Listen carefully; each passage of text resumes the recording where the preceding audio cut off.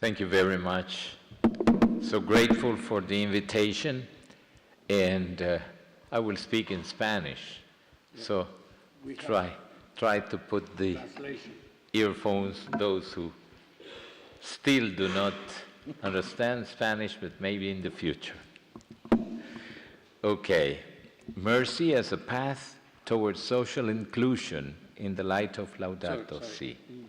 The number 1, we have the translation in English for the people that want to have the translation. Okay. Muchas gracias. La misericordia como vía para la inclusión social a la luz de Laudato Si. Primero, la misericordia es siempre una vía que recorrer. Nos ha dicho el Papa Francisco que siempre tenemos necesidad de contemplar el misterio de la misericordia. Misericordia es la palabra que revela el misterio de la Santísima Trinidad. Misericordia es el acto último y supremo con el cual Dios viene a nuestro encuentro. Misericordia es la ley fundamental que habita en el corazón de cada persona cuando mira con ojos sinceros al hermano que encuentra en el camino de la vida. Misericordia es la vía que une a Dios y el hombre, porque abre el corazón a la esperanza de ser amados, no obstante el límite de nuestros pecados. A partir de esta cita, es fácil identificar cuál es la noción de misericordia según el concepto del magisterio del Papa Francisco. En ella ofrece 4 dimensiones que se marcan en el horizonte en forma de cruz, como señalando los 4 puntos cardinales, señalando al cielo, partiendo del corazón, con los pies en la tierra y mirando al prójimo, a los hermanos. Por lo tanto, la misericordia es una realidad divina con derivaciones humanas. Por eso la invitación a seguir como lema del jubileo, misericordiosos como el Padre, imitando a Cristo, que es el rostro de la misericordia divina. La fuente de la misericordia es el misterio de la Santísima Trinidad, que se acerca a nosotros en Jesucristo. De ahí nace la necesidad imperiosa de profesar y proclamar la misericordia y reclamarla como centro de la actividad de la Iglesia. El Papa Francisco nos dice que la misericordia es el lazo de unión entre Dios y el hombre, porque en la misericordia tenemos la prueba de cómo Dios ama.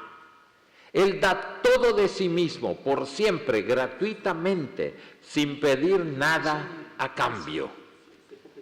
Y abre a la esperanza de ser amados, no obstante el límite de nuestro pecado. La misericordia de Dios ensancha el corazón para que todo prójimo, todo hermano, también el mundo creado, tenga acogida en él. La Virgen María dice en el Cántico del Magnificat, su misericordia llega a sus fieles de generación en generación y se hace portavoz de todos los creyentes que en su Hijo Jesucristo encuentran la misericordia de Dios. Para el Papa Francisco, el concepto de misericordia es entrañablemente bíblico, sapiencial y teologal, y sigue las mismas intuiciones que San Isidoro de Sevilla, o San Beda el Venerable, o San Buenaventura, o San Juan Pablo II, y el Papa emérito Benedicto XVI. Pero tenemos en sus gestos y en sus acciones, conocidas por todos y difundidas por los medios de comunicación, una sorprendente manera de hacer ver al mundo que la misericordia no es solo compasión, va más allá de la benevolencia y la filantropía, porque es esencialmente, divinamente, amor. El mundo se conmueve cuando ve estos gestos del Papa, cumpliendo creativamente con las obras de misericordia, porque pareciera que la misericordia se hubiese detenido en el pasado, en los tiempos más gloriosos del cristianismo, y no abarcase también a nuestras generaciones, a este tiempo de ciertas oscuridades en los que nos asalta la duda y el temor de que el Señor se haya alejado de nosotros. Sin embargo, el Papa, inspirado en el mismo Cántico de María, quiere hacernos ver que la misericordia del Señor se prolonga de generación en generación. Y debemos reconocer que si miramos a nuestro alrededor con los ojos sencillos y limpios de la fe, podemos percibir la misericordia de Dios a través de signos sensibles. Y es a estos signos sensibles a los que el mundo mira e interpreta como gestos proféticos, inspirados en el amor. Ya sabemos que el profeta es aquel que percibe su existencia forjada por la fuerza de la palabra de Dios. Es el caso del Papa Francisco. Ahora entendemos por qué la reiterada preocupación del Santo Padre, porque el mundo perciba de la Iglesia su naturaleza misericordiosa, y porque el lenguaje a veces hace prisionero al pensamiento doctrinal y las mismas expresiones lingüísticas no dejan transparentar toda la riqueza del mensaje. Por eso el Papa hace como dice, porque sabe que el mundo tiene que ver para comprender. Pues el testimonio es lo que se ve y el discurso es lo que se dice. Así entonces, las duchas y los servicios sanitarios para los mendigos, el comedor para los pobres, la hospedería, la acogida de migrantes, su gusto por visitar las cárceles y tantas formas más de mostrar al mundo que el amor se proyecta en actos concretos, es lo que más avala y fortalece el ascendiente de la figura del Papa ante el mundo. Y aunque nos parezca paradójico, hay todavía algunos muy reverendos prelados de la Iglesia que dicen que el Papa debe ser estudiado psicológicamente porque esas acciones denotan que no está bien clínicamente. A mí me parece que siguiendo con la misma paradoja, son esos gestos de ruptura con formas y maneras hieráticas de corte monárquico lo que más acerca al Papa a la figura de Pedro que a la imagen de un rey. Y hay notables obispos y cardenales que todavía no lo han entendido. La historia de la revelación de Dios a los hombres, del trato de Dios con su pueblo, de la cercanía de Dios a cada uno de nosotros, es una historia de misericordia. Y así como eterna es su misericordia, es el estribillo que acompaña cada verso del Salmo 136, mientras se narra la historia de la relación de Dios con los hombres.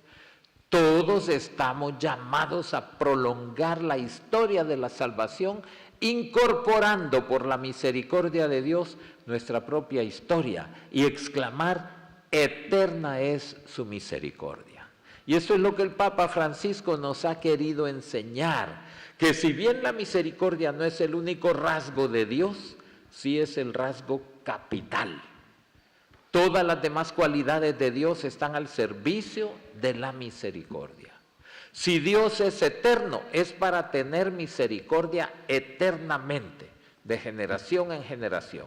Si Dios es omnipotente, lo es para poner su omnipotencia al servicio de su misericordia. Si Dios es sabiduría, esta tiene por objetivo principal dirigir y orientar la misericordia de Dios. Quien no percibe y siente la misericordia de Dios no sabe nada de Él y tampoco comprenderá a quienes nos la quieren mostrar. El segundo punto es para la inclusión social. El argumento de la inclusión es recurrente en el Papa Francisco. No es un concepto que él ha mencionado aisladamente. Durante la misa ofrecida en el Parque Bicentenario de Quito, Ecuador, el Sumo Pontífice llamó a reconocer al otro y a ayudarnos mutuamente a llevar las cargas. Y resaltó la necesidad de luchar por la inclusión a todos los niveles, evitando el egoísmo e incentivando la comunicación. El Papa en Quito dijo que los seres humanos no pueden tener unidad si tenemos una búsqueda estéril de poder, de prestigio, de placer o seguridad económica a costillas de los más pobres, de los excluidos, de los más indefensos, quienes no pierden su dignidad pese a que se la golpean todos los días. Dios es el Padre de todos, somos hermanos, nadie es excluido, no se fundamenta en tener los mismos gustos, somos hermanos porque por amor Dios nos ha destinado a ser sus hijos. Por eso la noción bipolar de exclusión e inclusión, más allá de su contenido lógico, tiene una consistencia antropológica y una irradiación o derivación social. El 8 de julio del 2015, en La Paz, Bolivia, el Papa dijo que Bolivia está dando pasos importantes para incluir a amplios sectores en la vida económica, social y política del país. Tras ser recibido por el presidente Evo Morales en el Aeropuerto Internacional del Alto, que sirve a la ciudad de La Paz, según el pontífice, el progreso integral de un pueblo debiera transcurrir sin excluir ni rechazar a nadie. El acto de rechazar a alguien, estigmatizarlo, limitando en el acceso a la libertad plena y condicionarlo a no tener igualdad de oportunidades para desplegarse como ser humano, es exclusión. En el discurso del Santo Padre en el Palacio Nacional de la Ciudad de México, el 13 de febrero de este año, dijo a los dirigentes de la vida social, cultural y política de México que a ellos les corresponde de modo especial trabajar para ofrecer a todos los ciudadanos la oportunidad de ser dignos actores de su propio destino, en su familia y en todos los círculos en los que se desarrolla la sociabilidad humana, ayudándoles a tener acceso efectivo a los bienes materiales y espirituales, indispensable vivienda adecuada, trabajo digno, alimento, justicia real, seguridad efectiva, un ambiente sano y de paz. Es claro que esta idea es la fuente que inspira su magisterio, porque todos los ciudadanos son los que deben tener la oportunidad de ser dignos actores de su propio destino. Si esto es posible, entonces la inclusión social se convierte en el derecho inherente a todo individuo, a toda población y a toda sociedad humana. Para el Papa, la falta de inclusión se puede dar también en el acceso a la educación de calidad.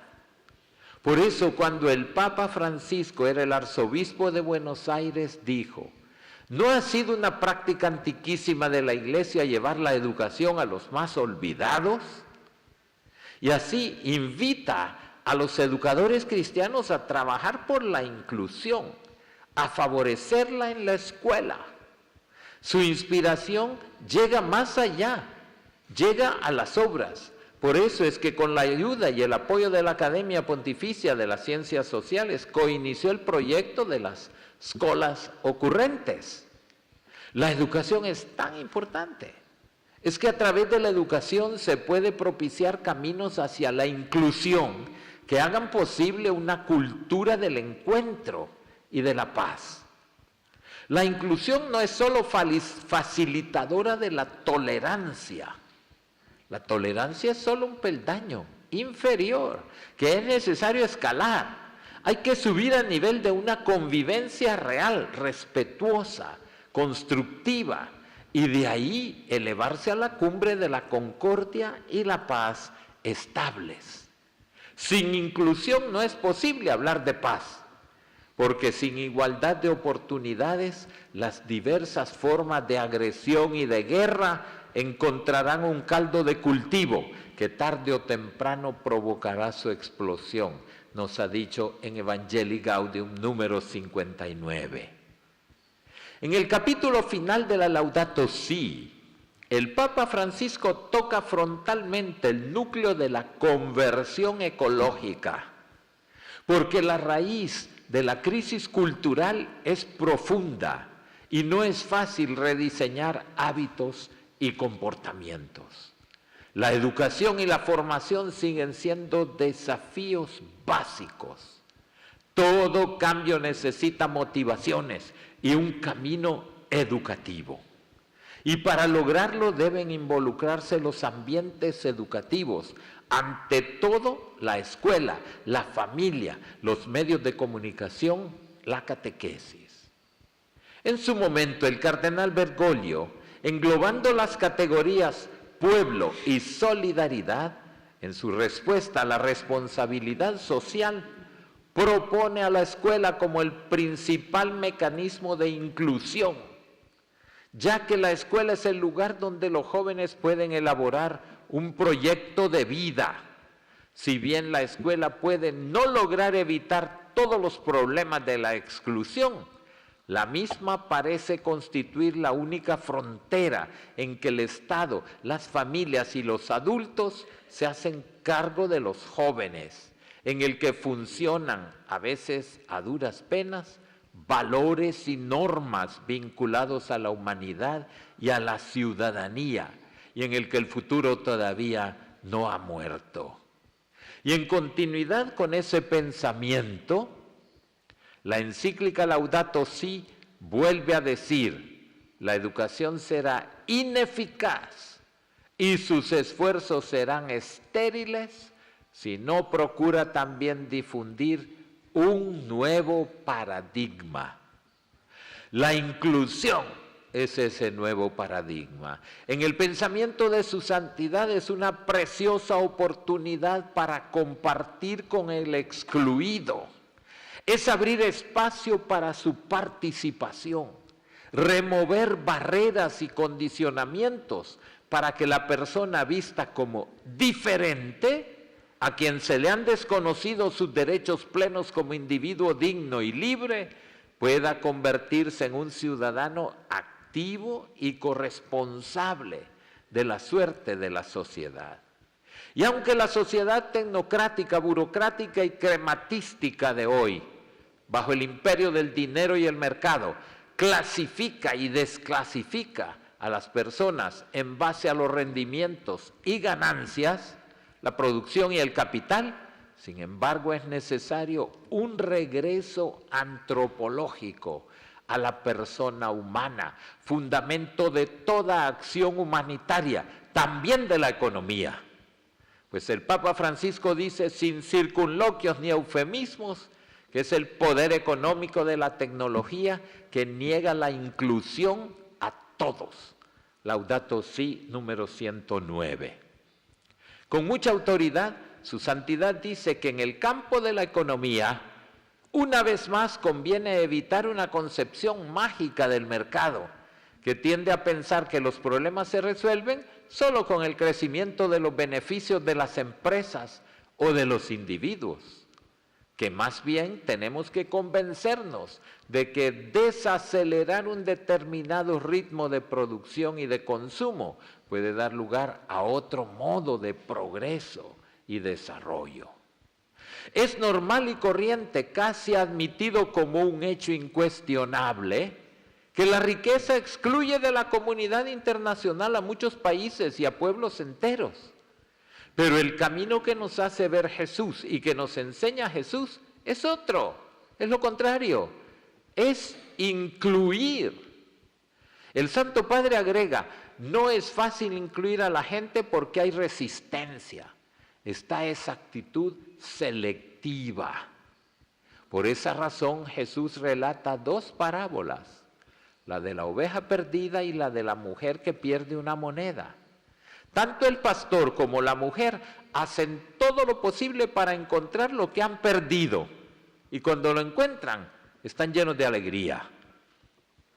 Entonces, recuperar al hombre, redescubrir al hermano, atraer al prójimo alejado, es una tarea que inspira la misericordia y que se traduce concretamente en inclusión. El tema globalizado de la dialéctica inclusión-exclusión no solo es a gran escala, El Santo Padre nos hace aterrizar en lo concreto de la vida cotidiana, dentro de la misma realidad eclesial, quizás clerical, que conocemos en nuestros pequeños mundos también, cuando dijo que algunos cristianos desprecian y excluyen al prójimo formando un grupito. Dios nos ha incluido a todos en la salvación, y si yo excluyo, estaré un día delante del tribunal de Dios y deberé rendir cuentas de mí mismo, dijo en Santa Marta el 5 de noviembre del año pasado. Eso hace mucho daño. Contradice el movimiento de la caridad que debe inspirar la acción y la vida del creyente y de la comunidad de fe. Pues contrario a toda forma de segregación, exclusión y acepción de personas, Cristo con su sacrificio en el Calvario une e incluye a todos en la salvación. ¿Con cuánta fuerza? El Papa nos dice que la actitud de los escribas, de los fariseos es la misma, excluyen. Nosotros somos los perfectos, seguimos la ley, estos son pecadores, son publicanos. La actitud de Jesús es incluir. Este criterio de fraternidad horizontal, o como un neologismo que a él le gusta inventar muchos, proximidad, nos enfrenta decisivamente ante la opción o el rechazo del ser humano. Pues dice el Papa que existen dos caminos en la vida: el camino de la exclusión de las personas de nuestra comunidad y el camino de la inclusión.